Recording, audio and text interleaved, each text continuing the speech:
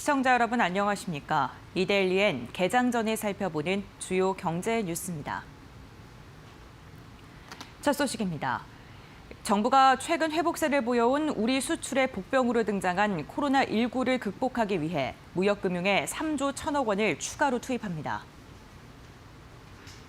정부는 어제 정세균 국무총리 주재로 확대 무역전략 조정회의를 열고 코로나19 기업 애로 해소 및 수출 지원 대책을 발표했습니다. 정부는 세계 경제에서 중국이 차지하는 비중이 사스가 유행하던 지난 2003년보다 4배가량 커진 만큼 코로나19로 인한 파급 효과도 당시보다 더 클 것으로 예상했습니다. 이를 극복하기 위해 무역금융에 260조 원을 공급하고 시급한 품목을 항공 운송하는 경우 더 저렴한 해상 운임 기준으로 관세를 낮추기로 했습니다. 중장기적으로는 반도체 디스플레이 등 6대 분야 품목의 주요 국가 공급망을 분석해 수급 관리 위기 대응 체계를 만들고 수입국 다변화 등을 추진하겠다고 밝혔습니다. 올해 상반기로 예정됐던 시진핑 중국 국가주석의 국빈 방안이 계획대로 추진됩니다. 문재인 대통령은 어제 시 주석과 취임 후 4번째 한중 정상통화를 하고 코로나19 대응과 관련한 협력 방안을 논의했습니다. 강민석 청와대 대변인은 서면 브리핑에서 두 정상이 시 주석의 상반기 방안을 변함없이 추진하기로 했다고 전했습니다. 한중이 코로나19 대응에 총력을 기울이는 가운데 시 주석의 상반기 방안이 어렵다는 관측도 있었지만 양국 정상이 기존 원칙을 다시금 확인한 것입니다. 양국이 시 주석의 방안 원칙을 고수하는 것은 코로나19 여파 한국 기업 지원과 사드 갈등 근본적 해결 등 시급성을 고려한 것으로 보입니다. 시 주석이 방한한다면 문재인 대통령 취임 후 처음이자 박근혜 전 대통령 재임 중인 2014년 7월 국빈 방안에 이어 6년 만입니다.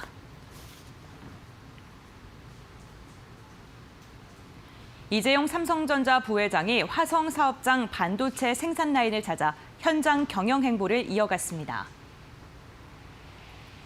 이 부회장은 어제 올해 2월부터 본격적으로 가동을 시작한 EUV 전용 반도체 생산 라인을 직접 살펴보고 임직원들을 격려했습니다.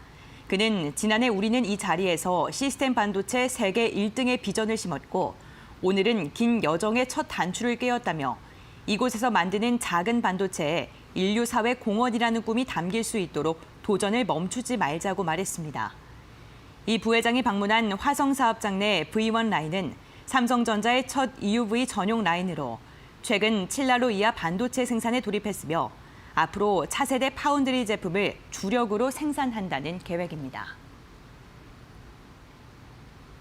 한화솔루션이 수년째 적자가 이어지고 있는 폴리실리콘 사업을 중단하기로 결정했습니다.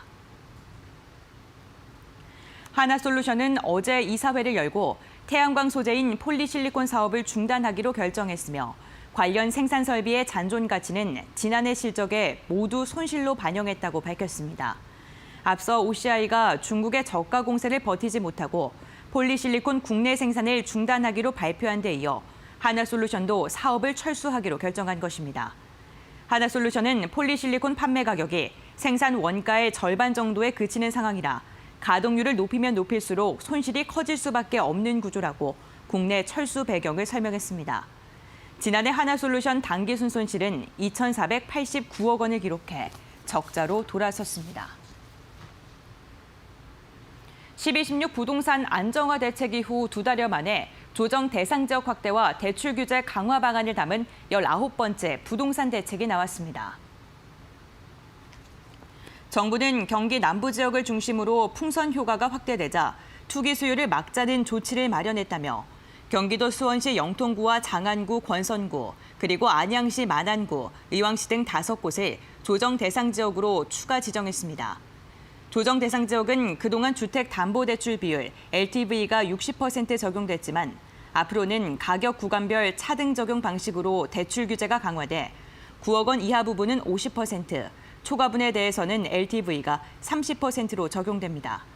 이와 함께 조정 대상 지역에서 주택 임대업이나 주택 매매업을 제외한 업종 사업자들은 주택 구매 목적 담보 대출도 금지됩니다. 윤석권 금융감독원장은 라임 자산운용 사모펀드 환매 중단 사태의 주된 책임은 라임에 있고 피해액은 1조 원이 조금 안 된다고 밝혔습니다. 윤 원장은 어제 국회 정무위원회 업무보고에서 라임 사태 관련 질의에 이같이 답했습니다. 이어 라임 자산운용 펀드 환매 과정에서 일종의 자금 대출인 총수익 스와프 관련 내용이 고객에게 상세히 설명되지 않는 부분이 있는 것으로 파악하고 있다고 말했습니다. 또 대규모 원금 손실을 부른 해외금리 연계 파생 결합 펀드 DLF 사태로 우리은행과 하나은행 경영진에게 중징계를 내려 인사에 개입했다는 의혹은 전혀 아니라고 선을 그었습니다.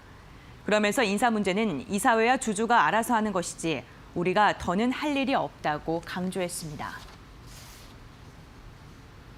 대한건설협회가 건설산업 제도약을 위한 5대 핵심 목표를 발표했습니다.